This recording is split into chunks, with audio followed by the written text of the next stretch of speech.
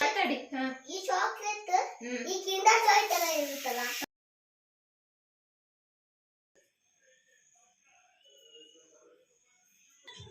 Dance ಮಾಡೋದು ನೋಡ್ತಿದ್ಯಾ? Dance ಮಾಡೋದು ನೋಡ್ತಿದ್ಯಾ? ನೀನು ಮಾಡು.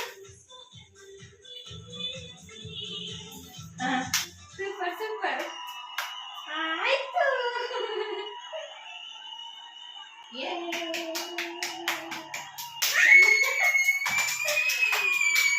ಚೆನ್ನಾಗಿ ಮಾಡಿದ್ರಲ್ಲ, ಚೆನ್ನಾಗಿ ಮಾಡಿದ್ರಲ್ಲ. ತುಂಬ ಇಂಟ್ರೆಸ್ಟಾಗಿ ಯಾವುದಾದ್ರೂ ಪ್ರೋಗ್ರಾಮ್ ಇದ್ದರೆ ಈ ಥರ ಹತ್ರ ಕೂತ್ಕೊಂಡು ನೋಡೋಕೆ ನಂಗೆ ತುಂಬ ಇಷ್ಟ. ಒಳ್ಳೆ ಅಜ್ಜಿ ಥರ ಹತ್ರ ಕೂತ್ಕೊಂಡು ನೋಡ್ತೀನಿ.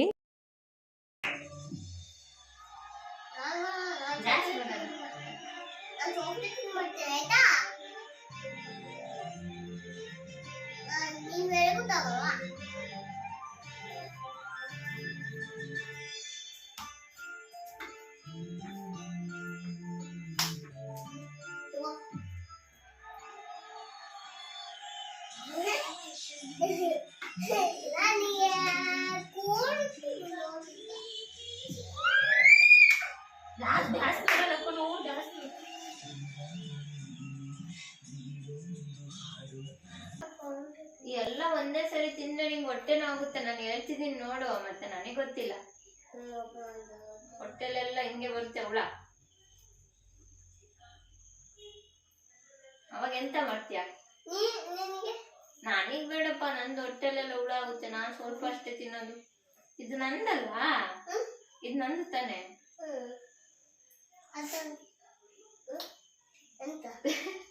ಟೇಸ್ಟಿ ಆಗಿರುತ್ತೆ. ಫ್ರಿಜ್ಜಲ್ಲಿ ಇಡು, ಐಸಾಗಿ ಕೋಲ್ಡ್ ಆಗಲಿ. ತಡಿ ಕೇಳೋಣ, ಇದು ಎಷ್ಟು ಚೆನ್ನಾಗಿ ಚಾಕ್ಲೇಟ್ ತಿಂದಿದ್ದೀರಾ? ಸಿಕ್ಕಾಪಟ್ಟೆ ಟೇಸ್ಟಿ ಇರುತ್ತೆ. ಇದು ಏನು ಗೊತ್ತಾ, ಇದು ಎಂಥದ್ದು ಕಿಂಡರ್ ಜಾಯ್ ಬರುತ್ತಲ್ಲ, ಕಿಂಡರ್ ಜಾಯ್ ಅದ್ರೊಳಗಿರುತ್ತಲ್ಲ ವೈಟ್ ಆ್ಯಂಡ್ ಬ್ರೌನ್ ಚಾಕ್ಲೇಟ್ ಬರುತ್ತಲ್ಲ, ಮಿಕ್ಸ್ ಅದೇ ಥರದ್ದು ಇದೂ. ಜಸ್ಟ್ ಇದಕ್ಕೆ ಎಷ್ಟು ₹1 50 ಪೈಸೆನೂ ಇರಬೇಕು ಮೋಸ್ಟ್ಲಿ. ಇದು ಅನುಜಿಗೆ ಪಕ್ಕದ ಮನೆ ಆಂಟಿ ಕೊಡಿಸಿದ್ದು. ಅದೆಲ್ಲ ಕದ್ದು ನಾನು 2 ತಿಂದ್ಬಿಟ್ಟೆ ಅಲ್ಲ ಮಗನೆ. ನಾ ಕದ್ದು ತಿಂದಿದ್ದಲ್ಲ, ಅನುಜ್ ನನಗೆ ಕೊಟ್ಟಿದ್ದಲ್ಲ ಮಗನೆ. ನೀನು ಕಾಣ್ತದೆ ಇಲ್ಲ ಮಗನೆ, ಅವರಿಗೆ ಕಾಣಿಸಲ್ಲ. ಅಷ್ಟು ದೂರ ಹೋದ್ರೂ ಕಾಣಿಸಲ್ಲ. ಎಂತ ಮಾಡೋದಲ್ಲ. ನೋಡಿ, ಇದು ಚಾಕ್ಲೇಟ್ ಅನುಜು ನನಗೆ ಕೊಟ್ಟಿದ್ದು. ನಾನು ಕದ್ದು ತಿಂದಿದ್ದಲ್ಲ, ಅನುಜೇ ಕೊಟ್ಟಿದ್ದು. ಇವತ್ತು ಸಂಡೇ. ಏನಿದು ಶಾಲ್ ಎಲ್ಲ ಹಾಕೊಂಡು ನಿಂತಿದ್ದೀನಿ ಅಂತ ನೋಡ್ತಿದ್ದೀರಾ? ಸಂಡೇ ಔಟ್ ಸೈಡ್ ಹೋಗಿ ಬಂದು ವೆಜಿಟೇಬಲ್ ರೇಷನ್ ಎಲ್ಲ ತಗೊಂಡ್ಬಂದಿದ್ವಿ. ಕಿಂಡರ್ ಜಾಯ್ ತರ ಇರುತ್ತಲ್ಲ, ಅದು ಬ್ರೌನ್ ತರ ಇರುತ್ತೆ. ಅದು ಅದಕ್ಕೆ ಡ್ರೆಸ್ ಎಲ್ಲ ಚೇಂಜ್ ಮಾಡಲಿಲ್ಲ. ಹೇಗೋ ಚಳಿ ಇತ್ತಲ್ಲ, ಹಾಗಾಗಿ ಶಾಲ್ ಎಲ್ಲ ಹೊಚ್ಕೊಂಡು ಬೆಚ್ಚಗಿದ್ದೀನಿ. ಹಾಗೆ ಇನ್ನೂ ಅಡಿಗೆ ಆಗ್ಬೇಕು. ಅಡಿಗೆ ಮಾಡೋದಿಲ್ಲ. ಇವತ್ತಿನ ಬ್ಲಾಗ್ ನೆಕ್ಸ್ಟ್ ನಾಳೆ. ಈ ಕಡೆ ಹಿಂದೆ ಬನ್ನಿ, ನೀವು ಕಾಣಿಸಲ್ಲ. ಕಿತ್ಕೊಂಡು ಮಾಡ್ಕೊಳ್ಳಿ, ನೀವು ಮಾತಾಡಿ. ಈ ಚಾಕ್ಲೇಟ್ ಈ ಕಿಂಡರ್ ಜಾಯ್ ತರ ಇರುತ್ತಲ್ಲ, ಅದು ಬ್ರೌನ್ ತರ ಇರುತ್ತೆ. ಇದು ಪಕ್ಕದ ಮನೆ ಆಂಟಿ ತರ ಇರುತ್ತೆ. ಮತ್ತೆ ಅಷ್ಟೇನಾ? ಇವತ್ತು ಈ ಚಾಕ್ಲೇಟ್ ಮತ್ತೆ ಬ್ರೌನ್ ತರ ಇರುತ್ತೆ. ಇದೆಲ್ಲ ನಿಮಗೆಲ್ಲ ಅರ್ಥ ಆಗ್ತಿದ್ಯಾ? ಅರ್ಥ ಆಗ್ತಿದ್ಯಾ ನಿಮಗೆಲ್ಲ? ಹಿಂದೆ ಬನ್ನಿ ನೀವು. ಡ್ಯಾನ್ಸ್ ಕರ್ನಾಟಕ ಬಂತು. ಆ ಕಡೆ ಟಿ ವಿನೂ ನೋಡ್ತಾ ಈ ಕಡೆ ಅಡುಗೆನೂ ಮಾಡ್ತಾ ತುಂಬಾ ಟೈಮ್ ಆಗಿಬಿಡ್ತು. ಬಟ್ ಪ್ರೋಗ್ರಾಮ್ಸ್ ಎಲ್ಲ ನೋಡಿ ತುಂಬ ದಿನ ಆಗೋಗಿತ್ತು. ಕರೆಂಟೇ ಇರಲಿಲ್ವಲ್ಲ, ಹಾಗಾಗಿ ಟಿ ವಿನೇ ನೋಡಿರಲಿಲ್ಲ. ಇವತ್ತೇನಾದರೂ ಆಗಲಿ ಅಂತ DKD ನೋಡ್ತಾ ಹಾಗೆ ಅಡುಗೆನೂ ಮಾಡಿಕೊಂಡೆ. ಹಾಗೆ ನಾಳೆ ತಿಂಡಿ ಅನುಜ್ ಲಂಚ್ ಬಾಕ್ಸಿಗೆಲ್ಲ ನಾನು ಇಡ್ಲಿಗೆ ರುಬ್ಬಿಟ್ಟಿದ್ದೀನಿ. ಹಾಗೆ ತುಂಬ ಥಂಡಿ ಇರೋದ್ರಿಂದ ಬಿಸಿ ಸಾಂಬಾರು ಇತ್ತಲ್ಲ, ಅದ್ರ ಮೇಲೇ ಇಟ್ಟು ರುಬ್ಬಿ ಇಟ್ಟಿದ್ದೀನಿ. ಹಾಗೆ ರೊಟ್ಟಿ ಬಿಸಿ ಬಿಸಿ ಇರುತ್ತಲ್ಲ, ಅದನ್ನು ಸ್ವಲ್ಪ ಮೇಲೆ ಇಟ್ಟಿದ್ದೀನಿ.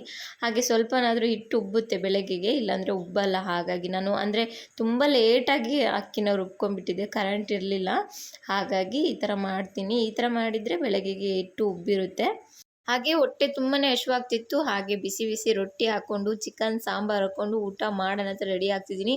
ಒಂದು ವಿಷಯ ಗೊತ್ತಾ, ನಾನು ತುಂಬ ಬೇಗ ಊಟ ಎಲ್ಲ ಮಾಡ್ಕೊಬಿಡ್ತೀನಿ. ಸಂಜೆದು ಅಂದರೆ 7:30 8 o'clock ಒಳಗೆಲ್ಲ ನಾನು ಬೇಗ ಊಟ ಮಾಡ್ತೀನಿ. ಬಟ್ ಚಿಕನ್ ಮಟನ್ ಈ ಥರ ಏನಾದ್ರು ಇದ್ದರೆ ಅದೆಷ್ಟೊತ್ತಾದರೂ ಪರವಾಗಿಲ್ಲ ವೆಯ್ಟ್ ಮಾಡಿ ಊಟ ಮಾಡ್ತೀನಿ. ಅದರಲ್ಲೂ ಈ ಥರ ರೊಟ್ಟಿ ಚಪಾತಿ ಪೂರಿ ಈ ಥರ ಏನಾದ್ರು ಕಾಂಬಿನೇಷನ್ ಇದ್ದರೆ ಚಿಕನ್ ಸಾಂಬಾರು ಜೊತೆ ಎಷ್ಟು ಸಖತ್ತಾಗಿರುತ್ತೆ ಅಲ್ವಾ. ನೀವೇನೇ ಹೇಳಿ ಚಿಕನ್ ಮಟನಿಗಿರೋ ಟೇಸ್ಟೇ ಬೇರೆ. ಹಾಗೆ ಈಗ ಫಸ್ಟ್ ಹೋಗಿ ರೊಟ್ಟಿನ ಬಿಸಿ ಬಿಸಿ ರೊಟ್ಟಿ ಬಿಸಿ ಬಿಸಿ ಸಾಂಬಾರು ಎರಡೂ ಇದೆ. ಈ ಮಳೆಗೆ ತುಂಬ ಸಖತ್ತಾಗಿರುತ್ತೆ ಟೇಸ್ಟು. ನಿಮ್ಮನ್ನು ಬಿಟ್ಟು ತಿಂತಿದ್ದೀನಿ, ಬೇಜಾರು ಮಾಡ್ಕೋಬೇಡಿ. ಹಾಗೆ ನನ್ನ ಮಗ ಕೂಡ ಪಾಪಚ್ಚಿ ನಿದ್ದೆ ಮಾಡಿಬಿಟ್ಟಿದ್ದೆ. ಅವನು ಆಲ್ರೆಡಿ ಸಂಜೆನೇ ಸ್ನ್ಯಾಕ್ಸ್ ಎಲ್ಲ ತುಂಬ ತಿಂದಿದ್ದ. ಹಾಗಾಗಿ ಊಟ ಬೇಡವೇ ಬೇಡ ಅಂತೇಳಿ ಮಲ್ಕೊಂಬಿಟ್ಟ. ಸರಿ ತೊಂದರೆ ಇಲ್ಲ, ಸ್ವಲ್ಪ ಸಂಜೆ ಟೈಮಲ್ಲಿ ಎಲ್ಲ ಚೆನ್ನಾಗಿ ಏನಾದ್ರು ತಿಂದಿದ್ರೆ ನೈಟ್ ಊಟ ಮಾಡಲಿದ್ರು ತೊಂದರೆ ಇಲ್ಲ ಅಂತ ನಾನು ಮಲಗಿಸ್ತೀನಿ. ಎದ್ದಿರುವಾಗ ಎಷ್ಟೆಲ್ಲ ಗಲಾಟೆ ಮಾಡ್ತಾನೆ, ಎಷ್ಟೆಲ್ಲ ಆಟಾಡ್ತಾನೆ. ನಿದ್ದೆ ಮಾಡಿದ ಮೇಲೆ ಫುಲ್ ಸೈಲೆಂಟಾಗಿ ಆಗಿಬಿಡುತ್ತೆ. ಹಾಗೆ ಮಕ್ಕಳು ಮಲಗಿರುವಾಗ ಅಮ್ಮಂದಿರಿಗೆ ಮಕ್ಕಳನ್ನ ನೋಡೋದೇ ಒಂಥರ ಖುಷಿ ಮಲಗಿದ್ದಾಗ ಅಲ್ವಾ. ಹಾಗೆ ಇವನನ್ನು ಹಾಸಿಗೆ ಎಲ್ಲ ಹಾಸ್ಬಿಟ್ಟಿದ್ದೀನಿ. ಈಗ ಅವನ್ನ ಮಲಗ್ಸಕ್ಕೆ ಹೋಗ್ತಾ ಇದ್ದೀನಿ. ಟೈಮ್ ಆಲ್ರೆಡಿ 10:30 ಆಗಿಬಿಟ್ಟಿದೆ. ತುಂಬಾ ಲೇಟ್ ಆಯ್ತು ಇವತ್ತು ನಂದು ಅಡುಗೆ ಎಲ್ಲ ಆಗೋದು. ಈಗ ಆಲ್ರೆಡಿ ಟೈಮ್ ಆಗಿರೋದ್ರಿಂದ ನನಗೂ ತುಂಬ ನಿದ್ದೆ ಬರ್ತಿದೆ. ಹಾಗೆ ಈ ವ್ಲಾಗ್ನ ನಾನು ನಾಳೆ ಕಂಟಿನ್ಯೂ ಮಾಡ್ಕೊಬಿಡ್ತೀನಿ. ಇವಾಗ ನಾನು ಹೋಗಿ ನಿದ್ದೆ ಮಾಡ್ತೀನಿ. ಓಕೆ, ಬಾಯ್ ಬಾಯ್, ನಾಳೆ ಸಿಗ್ತೀನಿ. ಹಾಯ್, ಇದು ಕಂಟಿನ್ಯೂ ವ್ಲಾಗ್. ಇವತ್ತು ನೆನ್ನೆ ಸಂಡೇ ವಿಡಿಯೋ ಮಾಡಿದ್ದೆ, ಇವತ್ತು ಮಂಡೇಗೆ ಕಂಟಿನ್ಯೂ ಮಾಡ್ತಿದ್ದೀನಿ. ಇವತ್ತೇನು ಅಂತ ಹೇಳಿದ್ರೆ ಅನುಜೆಲ್ಲ ಸ್ಕೂಲಿಗೆ ಹೋಗಿ ಹಾಕಿದ್ದೆ. ಇವಾಗ ಮನೆ ಕೆಲಸ ಆಲ್ಮೋಸ್ಟ್ ಮುಗಿಸಿದ್ದೀನಿ. ಇನ್ನೊಂದು ಸ್ವಲ್ಪ ಕೆಲಸಗಳಿದೆ, ಅಂದರೆ ಮನೆ ಒರೆಸ್ಕೋಬೇಕು, ಒಂದು ಸ್ವಲ್ಪ ಬಾತ್ರೂಮ್ ಎಲ್ಲ ವಾಶ್ ಮಾಡ್ಕೋಬೇಕು. ಅದಕ್ಕಿಂತ ಮುಂಚೆ ನಾನು ಸ್ನಾನ ಮಾಡೋಕ್ಕೆ ಸೋಪ್ ಖಾಲಿ ಆಗಿಬಿಟ್ಟಿದೆ. ಇವಾಗ ಸೋಪ್ ಪ್ರಿಪೇರ್ ಮಾಡಬೇಕು. ಏನು ಅಂತ ಹೇಳಿದ್ರೆ, ನಾನು last time first video vlog start ಮಾಡಿದ್ದೆ. ಇವಾಗ ಸ್ಟಾರ್ಟ್ ಮಾಡಿದ್ನಲ್ಲ, ಅದರಲ್ಲಿ ಫಸ್ಟ್ ವಿಡಿಯೋದಲ್ಲಿ ನಾನು ಸೋಪ್ DIY ಸೋಪ್ ಮಾಡೋದು ಯಾವ ಥರ ಅಂತ ನಾನು ಹಾಕಿದ್ದೆ. ಬಟ್ ಕ್ಲೀನಾಗಿ ಎಕ್ಸ್ಪ್ಲೈನ್ ಮಾಡಿಲ್ಲ ಅಂತ ನನಗೆ ಅನ್ನಿಸ್ತು. ಹಾಗಾಗಿ ಇವತ್ತು ಇನ್ನೊಂದ್ಸರಿ ತೋರಿಸ್ತಿದ್ದೀನಿ. ಎಲ್ಲ ಆಲ್ರೆಡಿ ಎಲ್ಲ ಅರೇಂಜ್ ಮಾಡಿ ಇಟ್ಟಿದ್ದೀನಿ ನೋಡಿ. ಏನೇನು ಬೇಕು ಎಲ್ಲ ತಗೊಬಂದು ಇಟ್ಟಿದ್ದೀನಿ. ಹಾಗೆ ಸಿಲಿಕಾನ್ ಸೋಪ್ ಮೋಲ್ಡ್ನು ನಾನು ಲಾಸ್ಟ್ ಟೈಮ್ ತರಿಸಿಟ್ಕೊಂಡಿದ್ದೆ. ಹಾಗೆ ಸೋಪ್ ಬೀಸ್ ಇದೆಯಲ್ಲ 1 kg ತರಿಸಿದ್ರೆ ಅದರಲ್ಲಿ ಈಗ 1/2 kg ಅಂದರೆ ಫುಲ್ 1/2 kg ಯೂಸ್ ಮಾಡಿಲ್ಲ, ಇಷ್ಟು ಉಳಿಸ್ಕೊಂಡಿದ್ದೀನಿ 1/2 kgಯಲ್ಲಿ. ಅದನ್ನೀಗ ಸಣ್ಣದಾಗಿ ಕಟ್ ಮಾಡಿ ಇಟ್ಕೊಂಡಿದ್ದೀನಿ ನೋಡಿ. ಒಂದು ಬೌಲಲ್ಲಿ ಅರ್ಧದಷ್ಟು ಹಾಕ್ಕೊಂಡಿದ್ದೀನಿ. ಈಗ ಇದು ಡಬಲ್ ಬಾಯ್ಲರ್ ಮೆಥಡಲ್ಲಿ ಇದು ಚೆನ್ನಾಗಿ ಈಗ ಈ ಥರ ಕರಗಬೇಕು. ಸೋಪ್ ಅಲ್ಲಿ ತನಕ ನಾವು ವೆಯ್ಟ್ ಮಾಡ್ಕೋಬೇಕು. ಈಗ ಪೂರ್ತಿಯಾಗಿ ಕರಗಿದೆ ನೋಡಿ. ಈ ಥರ ಕರಗಿ ಆದ ನಂತರ ಇದಕ್ಕೆ ಕಸ್ತೂರಿ ಅರಿಶಿನ 1 ಟೀ ಸ್ಪೂನಷ್ಟು ಹಾಕ್ಕೊಳ್ತಿದ್ದೀನಿ. ಕಸ್ತೂರಿ ಅರಿಶಿನ ಅದಾದ ನಂತರ ನೆಕ್ಸ್ಟು ಇದಕ್ಕೆ ಮಂಜಿಷ್ಟ, ಇದು 1 ಟೀ ಸ್ಪೂನಷ್ಟು, ಸಣ್ಣ ಸ್ಪೂನು ಓಕೆನಾ, ಟೀ ಸ್ಪೂನ್ ಅದಕ್ಕೆ ಹೇಳ್ತಿದ್ದೀನಿ. ಟೀ ಸ್ಪೂನಷ್ಟು ಅಷ್ಟೇ ಹಾಕ್ಕೊಂಡ್ರೆ ಸಾಕಾಗುತ್ತೆ. ಹಾಗೆ ಇದು ಮುಲ್ತಾನಿ ಮಿಟ್ಟಿ, ಅದು 1 ಟೀ ಸ್ಪೂನಷ್ಟು. ಇದು ಜ್ಯೇಷ್ಠ ಮಧು, ಅದು 1 ಟೀ ಸ್ಪೂನಷ್ಟು ಹಾಕ್ಕೊಳ್ತಿದ್ದೀನಿ. ನೆಕ್ಸ್ಟ್ ಇದು ಬೇವಿನ ಎಲೆ, ಇದು ಮನೇಲೇ ಮಾಡಿದಂತ ಒಣಗಿಸಿಟ್ಟಿರೋದು. ಹಾಗಾಗಿ ಫುಲ್ ಪೌಡ್ರ್ ಫಾರ್ಮಲ್ಲಿ ಇಲ್ಲ, ನನಗೀಗ ಪೌಡ್ರ್ ಮಾಡ್ಕೊಳ್ಳೋಕೆ ಆಗಲಿಲ್ಲ. ಹಾಗಾಗಿ ನಾನು ಡೈರೆಕ್ಟಾಗಿ ಹಾಕ್ಕೊಳ್ತಿದ್ದೀನಿ.